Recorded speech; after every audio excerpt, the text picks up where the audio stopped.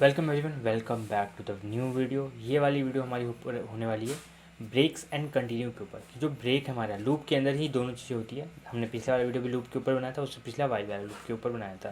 तो हमने लूप को थोड़े बहुत अच्छी तरीके से समझ लिया है, जितना हमें समझना चाहिए। तो अब उसी के अंदर एक इंपॉर्टेंट चीज़ होता है जिसको हम ब्रेक एंड कंटिन्यू बोलते हैं। ब्रेक का मतलब बहुत सिंपल से आपको समझ में आ रहा होगा। किसी भी चीज़ को लूप है तो बार बार रन करता है, उसको ब्रेक करना है, रोकना है, तो आपको यूज़ करना है ब्रेक। कंटिन्यू का मतलब यहाँ पर क्या है कि आपको किसी चीज़ को स्किप करना है। आपका एक पार्ट है जो यहाँ पर आप जा रहे हो, आप ये उसको स्किप करना है, किसी एक पर्टिकुलर चीज़ को स्किप करना है, तो वो आप कंटिन्यू का इस्तेमाल करने वाले हो। ठीक है, ये है आपका ब्रेक और कंटिन्यू का मतलब। एक चीज़ और है, जैसा कि हमने पिछले वाले वीडियो में पिछले वाले वीडियो में हमने देखा था कि हमने इफ़ कंडीशन लगाया था।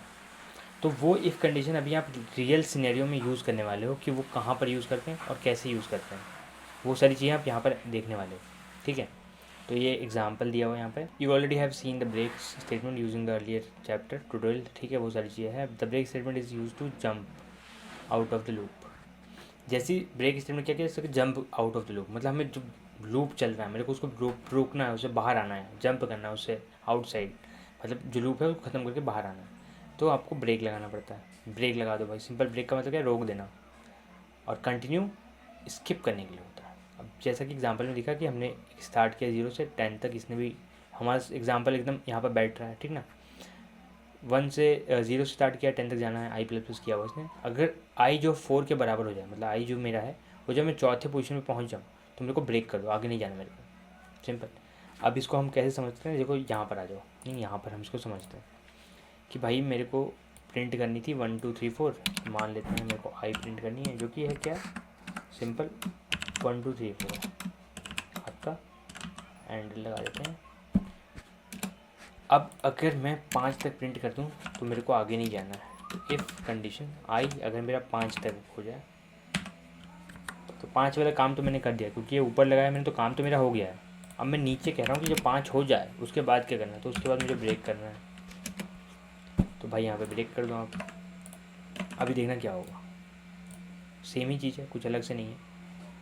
यहाँ पर देखो 1 0, तो ऑफिस का 0 स्टार्ट किया, 0 1 2 3 4 5। ठीक है, 2 3 4 एंड 5, तो 5 तक आ गए हम, उसके बाद हमने ब्रेक कर दिया, हम आगे नहीं गए। जबकि यहाँ पर हमने क्या बोला कि हमको यहाँ तक एंड करना है, लेकिन बीच में मुझे रोकना हो, बीच में कंडीशन लगानी है, तो इसके लिए मुझे क्या इस्तेमाल करना पड़ता है, मुझे ये ब्रेक लगाना पड़ता है। इस ब्रेक से क्या होता है, हम जो लूप हमारा चल रहा है उसको हम बीच में ब्रेक कर देते हैं और बाहर आ जाते हैं उससे। तो ये तो हो गया आपका ब्रेक, बहुत सिंपल था। ये इफ़ कंडीशन हमने पहले देखी थी, उसको कहाँ पे इस्तेमाल करना ये भी हमने देख लिया, किस तरीके से इस्तेमाल करते हैं वो भी हमने देख लिया। ठीक ना, तो बहुत ही आसान तरीका था ये। सपोज़ करो मुझे 1 0 से लेके 10 तक प्रिंट तो करना है या 9 तक करना है, लेकिन मुझे ना 5 वाला नहीं करना, तो 5 वैल्यू को मैं स्किप करना चाहता हूँ। ठीक है,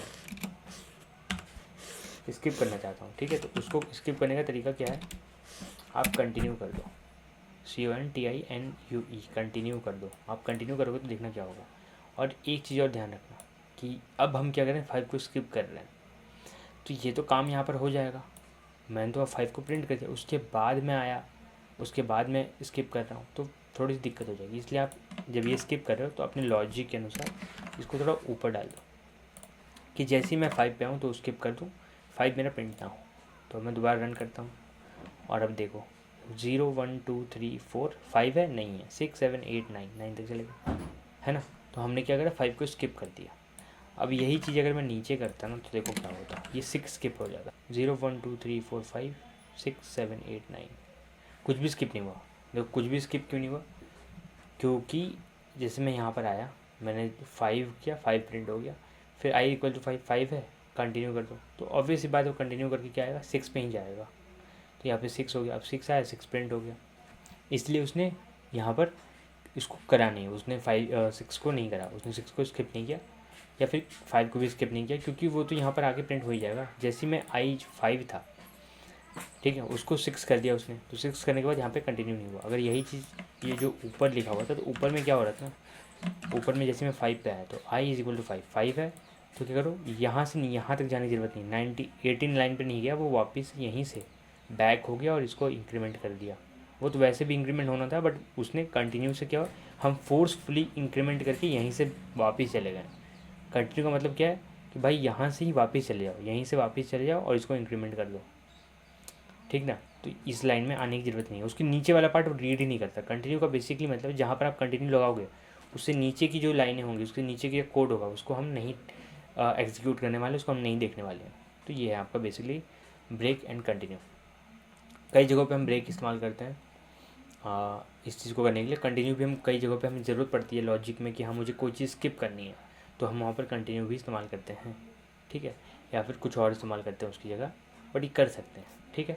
thank you for watching this video. अगर आपको ये वीडियो समझ में आ गई हो तो प्लीज़ वीडियो को लाइक कर दो, और कोई दिक्कत हो तो कमेंट करके बताओ कि हमको इस पार्ट में यहाँ पर दिक्कत है, ठीक है।